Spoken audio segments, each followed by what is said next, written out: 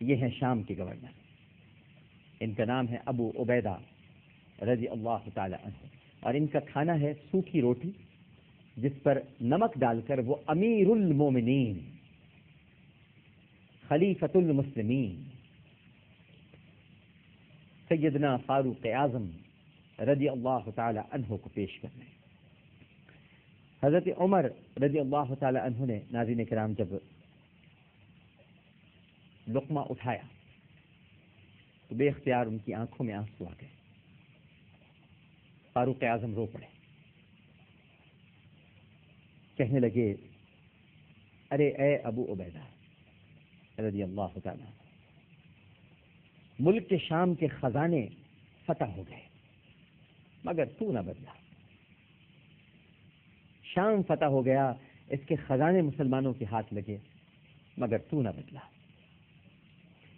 انہوں نے کہا، اور جو جواب دیا یہ ہماری آپ کی اصلاح کے لیے ہے۔ جواب کیا دیا ابو عبیدہ نے؟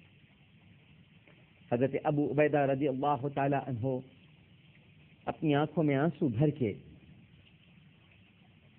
فاروق اعظم رضی اللہ تعالی عنہ سے مخاطب ہوئے، جو خود بھی اس وقت رو رہے تھے، اور کہا کہ کیا فرمایا امیر المومنین آپ نے کہ شام کے خزانے ہو گئے، ابو عبیدہ تو نہ بدلا؟ اے امیر المومنین، میں تو اپنے آقا، اپنے مولا، اپنے سیدی، اپنے مرشدی اللہ کے حبیب صلی اللہ علیہ وآلہ وسلم سے ایک عہد کر چکا تھا۔ فاروق اعظم نے کہا کہ کیا عہد کیا تھا تو نے، مجھے بھی تو بتا۔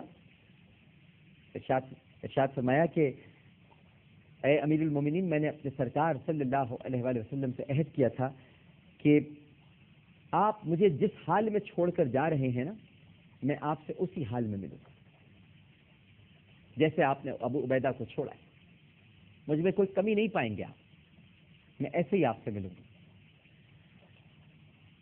اور نبی کریم صلی اللہ علیہ وآلہ وسلم نے فرمایا تھا کہ میں جس حال میں تمہیں چھوڑ کر جا رہا ہوں تمہیں اسی حال میں میرے پاس آنا ہے۔ تو آپ بتائیے اے فاروق اعظم رضی اللہ تعالیٰ عنہ، کیا میں دنیا کے دھوکے میں آ جاؤں؟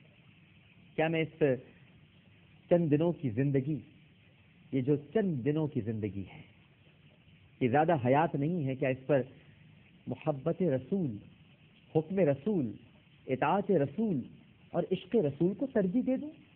چند دنوں کی زندگی تو ختم ہی ہونی ہے نا، چلے ہی جانا ہے نا ہم نے۔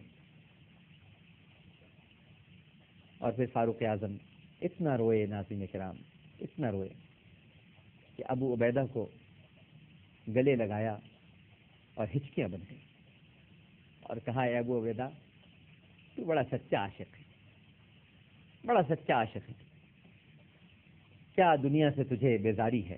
اللہ اکبر! اور کیا نبی کریم صلی اللہ علیہ وآلہ وسلم سے تیرا پیار ہے؟ اور یہی تو بات ہے ناظرین کرام، قبر میں ہوگا کیا؟ جب نکیرین آئیں گے تو نبی کریم صلی اللہ علیہ وآلہ وسلم ان تینوں سوالات کے درمیان جو تیسرا سوال ہے، ما کنت تقول فی ھذا الرجل، اس وقت وہ جب مدد کو تشریف لائیں گے تو کون سی ڈگری کام آئے گی؟ نہ تو ڈاکٹر کی ڈگری کام آئے گی، نہ انجینئر کی ڈگری کام آئے گی۔ بھائی کوئی ڈاکٹر بھی دفن ہوگا، کوئی انجینئر بھی دفن ہوگا، کوئی MBA بھی دفن ہوگا، یقیناً گورنر، وزیر اعظم، وزیر اعلیٰ، صدر پاکستان، صدر مملکت، ان سب کو قبر میں جانا ہے، سب دفن ہو جائیں گے۔ تاجر حضرات بھی دفن ہوں گے، یہ ذخیرہ اندوز بھی دفن ہوں گے۔ ہر طرح کے شخص کو بالآخر موت کا ذائقہ چکھنا ہے اور قبر میں جانا ہے۔ اس وقت کون سی ڈگری کام آئے گی؟ انجینئرنگ کی، ایٹمی سائنسدان ہونے کی، بہت اچھے ڈاکٹر ہونے کی؟ اس وقت تو صرف عشق کی ڈگری کام آئے گی، سرکار سے عشق کی ڈگری۔ اور سرکار سے عشق ہے قرآن کا پڑھنا، قرآن کا سننا، قرآن کا سنانا۔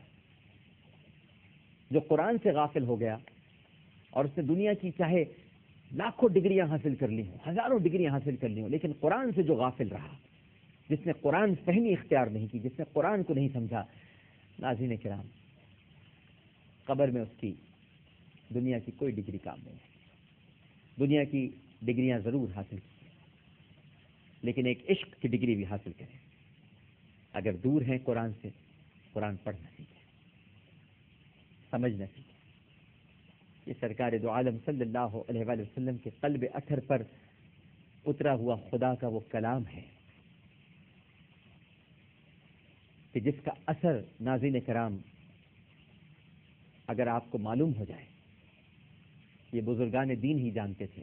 اور حضرت بختیار کاکی رحمہ اللہ تعالی ارشاد فرماتے ہیں کہ قرآن کا اثر کوئی جان جائے تو اس کے کلمات اگر کسی مردے پہ پڑھے جائیں تو وہ مردہ اٹھ کے کھڑا ہو جائے، اللہ کے حکم سے۔